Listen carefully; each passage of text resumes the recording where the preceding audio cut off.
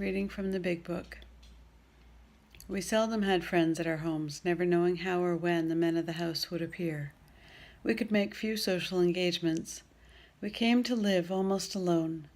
When we were invited out, our husbands sneaked so many drinks that they spoiled the occasion. If, on the other hand, they took nothing, their self-pity made them killjoys. There was never financial security. Positions were always in jeopardy or gone. An armored car could not have brought the pay envelopes home. The checking account melted like snow in June. Sometimes there were other women. How heartbreaking was this discovery, how cruel to be told that they understood our men as we did not. The bill collectors, the sheriffs, the angry taxi drivers, the policemen, the bums, the pals, and even the ladies they sometimes brought home, our husbands, thought we were so inhospitable. Joy killer, nag, wet blanket. That's what they said. Next day they would be themselves again, and we would forgive and try to forget. We have tried to hold the love of our children for their father. We have told small tots that father was sick, which was much nearer the truth than we realized.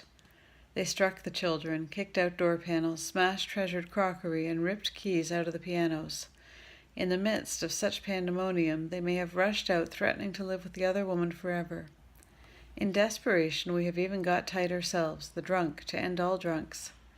The unexpected result was that our husbands seemed to like it. Perhaps at this point we got a divorce and took the children home to father and mother. Then we were severely criticized by our husbands' parents for desertion. Usually we did not leave. We stayed on and on. We finally sought employment ourselves as destitution faced us and our families. We began to ask medical advice as the sprees got closer together, the alarming physical and mental symptoms, the deepening pall of remorse, depression, and inferiority that settled down on our loved ones. These things terrified and distracted us. As animals on a treadmill, we have patiently and wearily climbed, falling back in exhaustion after each futile effort to reach solid ground. Most of us have entered the final stage with its commitments to health resorts, sanitariums, hospitals, and jails. Sometimes there were screaming delirium and insanity. Death was often near. Under these conditions, we naturally made mistakes. Some of them rose out of ignorance of alcoholism. Sometimes we sensed dimly that we were dealing with sick men. Had we fully understood the nature of the alcoholic illness, we might have behaved differently.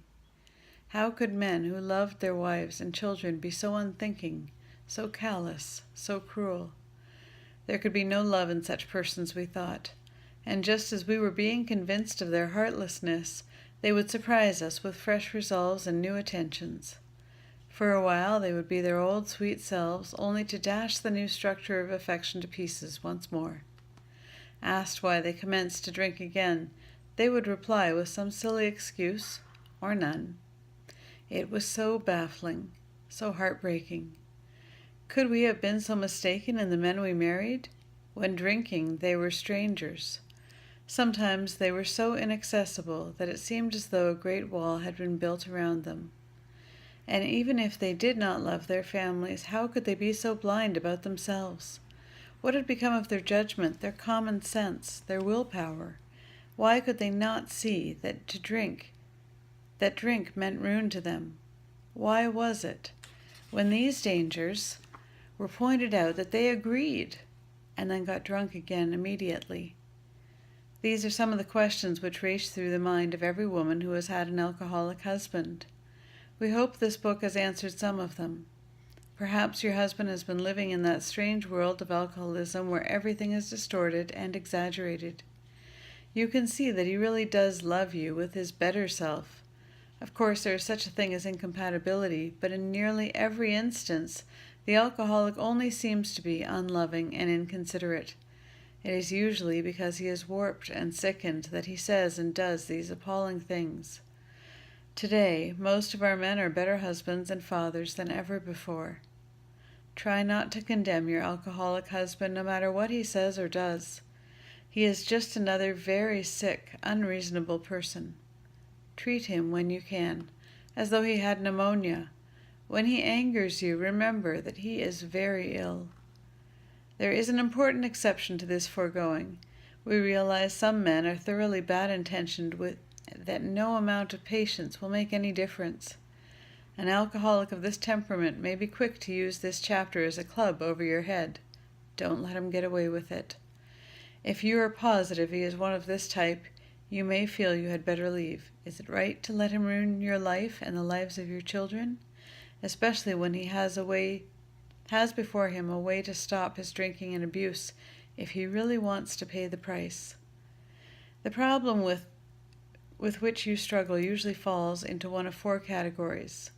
Number 1. Your husband may only be a heavy drinker. His drinking may be constant, or it may be heavy only on certain occasions. Perhaps he spends too much money for liquor. It may be slowing him up mentally and physically, but he does not see it. Sometimes he is a source of embarrassment to you and his friends. He is positive he can handle his liquor, that it does no harm, that drinking is necessary in his business. He would probably be insulted if he were called an alcoholic. This world, is full of people like him. Some will moderate or stop altogether, and some will not. Of those who keep on, a good number will become true alcoholics after a while.